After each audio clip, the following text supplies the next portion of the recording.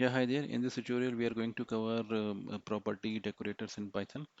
We know the main purpose of any decorator is to change your class methods or the attributes in such a way so that the user of your class need not to make any change in their code. So we will take an example to understand this. We have a class called employee in which we have first name, last name, and age.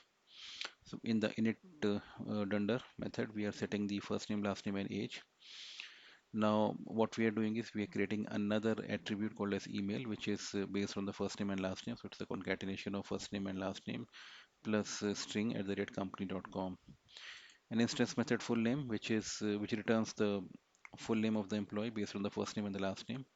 And we have dunders repr and str, which is a string representation of the object, returning the first name, last name, and age. This returns the first name, last name, age, and this is returns the first name, last name, age, and email. Let's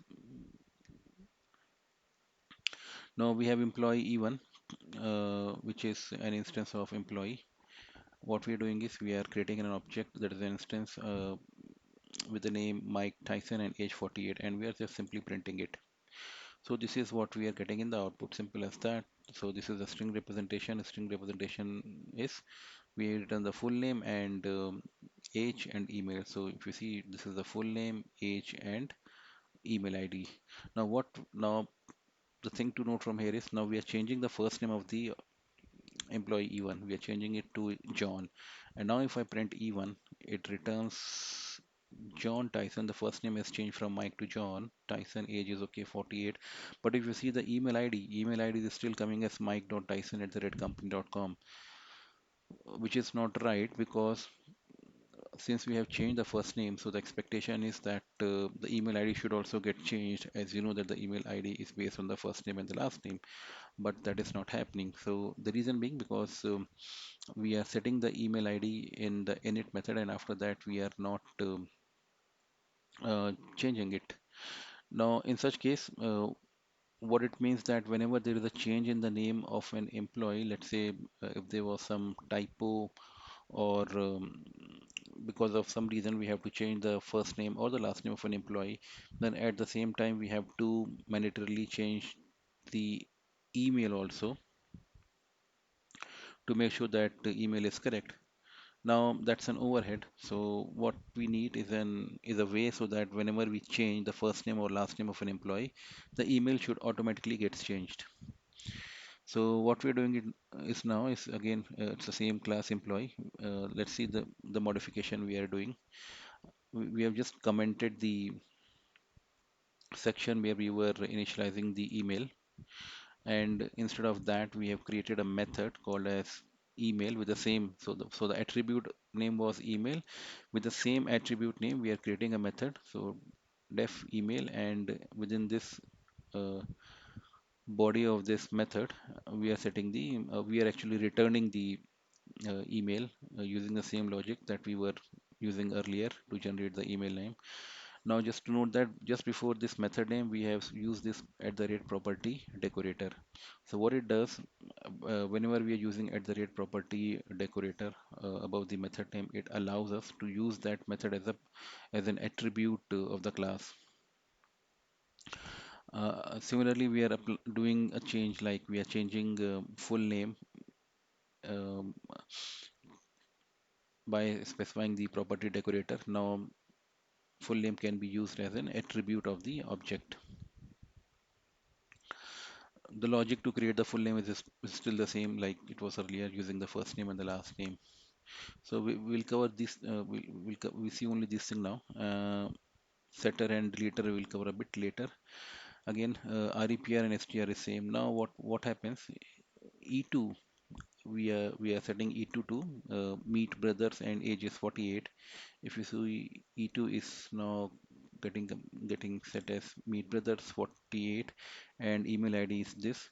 Now we are changing the last name of this E2 to sisters, and if we are printing it now, it is now printing meet sisters 48 meet.sisters at company.com. So what we have done is, what we have been able to achieve is we are able to change the email ID based on the change in the first name or the last name. So in this case, we are changing the last name. If you see, the email ID has got changed.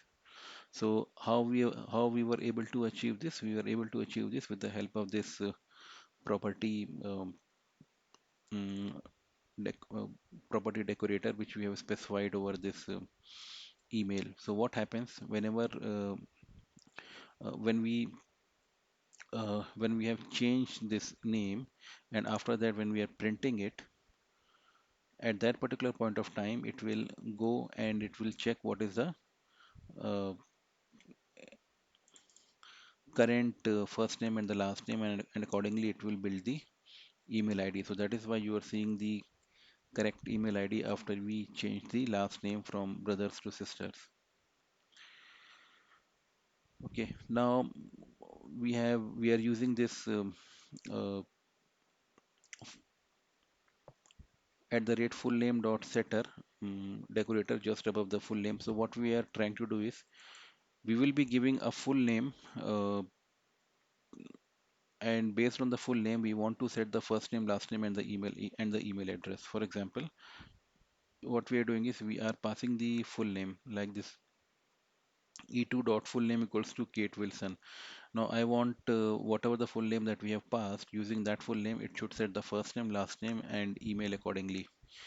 So the output should be like this. So if you see, this is the full name that we passed. Now if you see, in the output we are getting Kate Wilson. This is the first name, last name, and the email ID is also kate.wilson@company.com.